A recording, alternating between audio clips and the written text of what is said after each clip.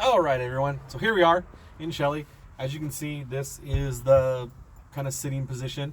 The steering column's all the way in its top tilted position, so it can still drop down. That's as far down as it goes. You can see that really puts you close to your thigh and stuff on it. This is all the way up, so that's kind of the way it looks. Let's drop down here so you can see where my hand sits and stuff on it. That is the foot positions.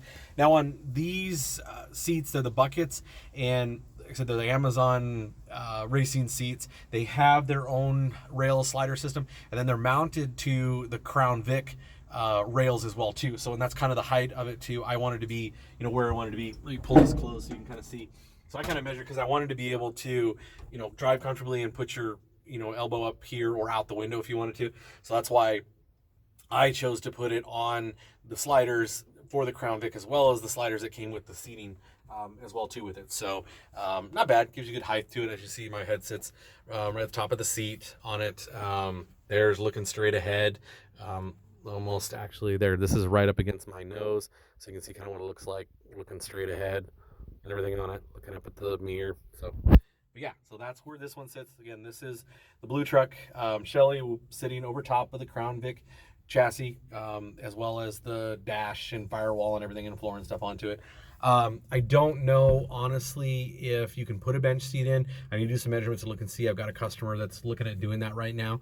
So we got to look and see if we can put a bench in here. I think as long as it's a lower profile bench, then it'll probably work okay. But yeah, so let's see. This is kind of how you get out with it. So not too bad getting in and out. You've got to kind of obviously duck down and in, but with these, it's got the racing seats, so you've got the, look how I'm bad at this, the tail. And so you can kind of see what I used, cut up the tracks for the Crown Vic a little bit and modified everything. So this is what came with the seat, and then this is the Crown Vic rails that are in there. So you can kind of see where the center hump sits. So we might be able to put a bench seat in here. I might pull these out and then see if a bench will go in there. So that's the one. So that's the very first way of doing it. Let's take a walk over here. Look at the current white truck build that we're doing. Going for a walk. Yeah. Okay, so here's the white truck. So this one is, as you can see, just the body sitting down onto the Crown Vic chassis. So let's roll over here with this one. So this one, obviously, kind of what you can see too is the stance of the truck. A little bit on it. I'm sorry about the camera stuff, you guys. So really, the stance of it is no different as far as height, especially right here, so you can kind of see between the wheels.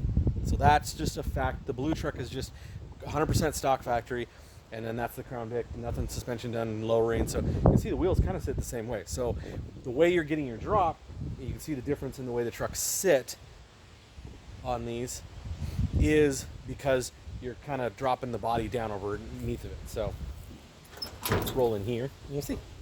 So this one you can see real easy to slide in and out of.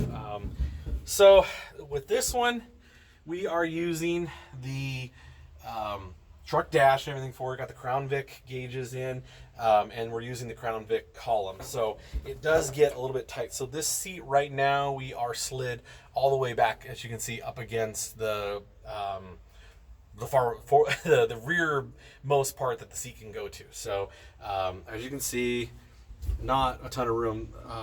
The pedals are set up kind of, from the factory spots a little bit onto it, so you can kind of see the movement on those. But you can definitely see in this year, this is a 68, so you can see how close this is to my thigh and stuff. I mean, it's actually kind of hitting a little bit with it with the seat move even back the way it is. So we're gonna kind of have to do some adjustments on that, but you can see how close things get. This one, we're using the Crown Vic column because the customer wanted to keep all of the cruise control stuff and everything intact with it. So that's what we're using.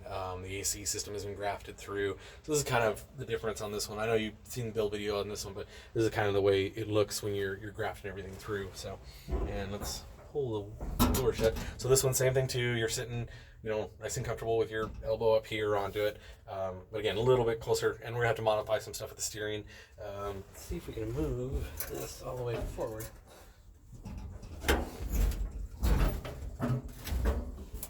So yeah, so here we are, moved forward. As you can see, there's not a lot of room right here onto it. So that's kind of the sacrifice or so that you run into when you're using, especially on this year. You've got more room on the 73 and newer because the dash is a lot different. So there's a whole lot more room to stick the AC system, the steering column if you want to use the Crown Vic column.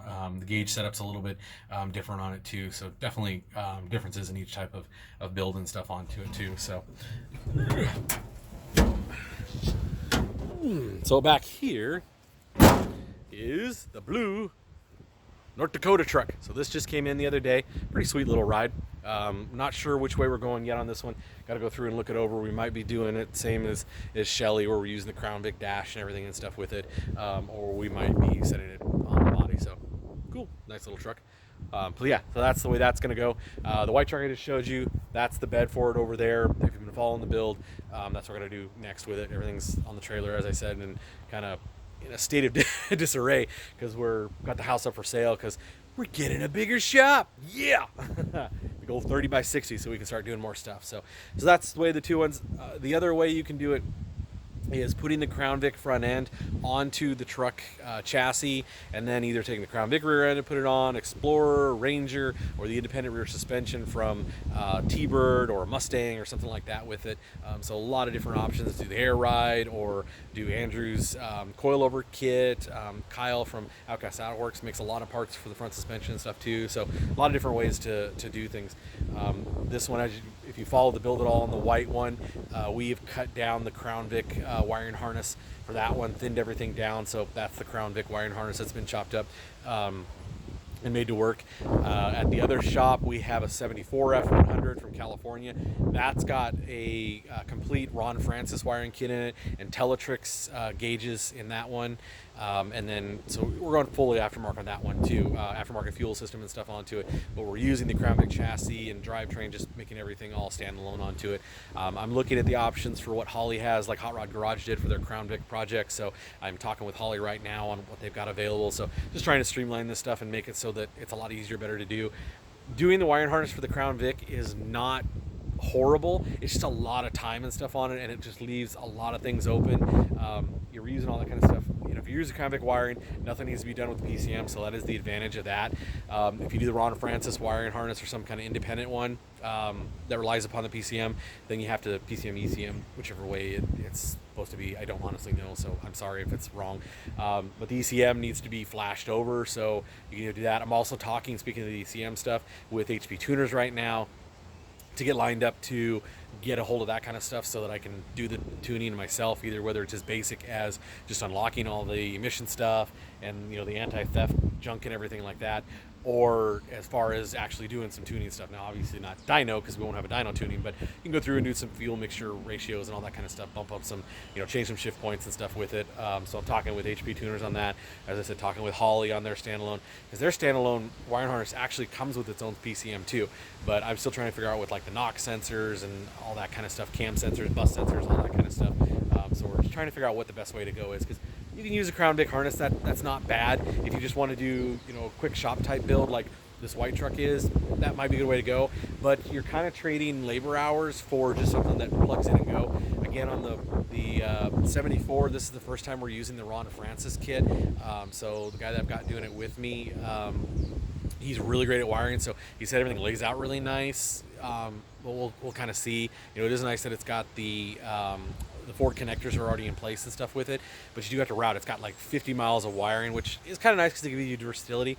I think we're going to end up putting the bus board, or whatever you want to call it, under or behind the seat, along with everything else. You do have to use the fuel system, the fuel relay and stuff like that, Ron Francis said. So we'll get over there and get some videos and stuff done on that one. But it's got 50 miles of wiring and stuff. Again, nice for versatility.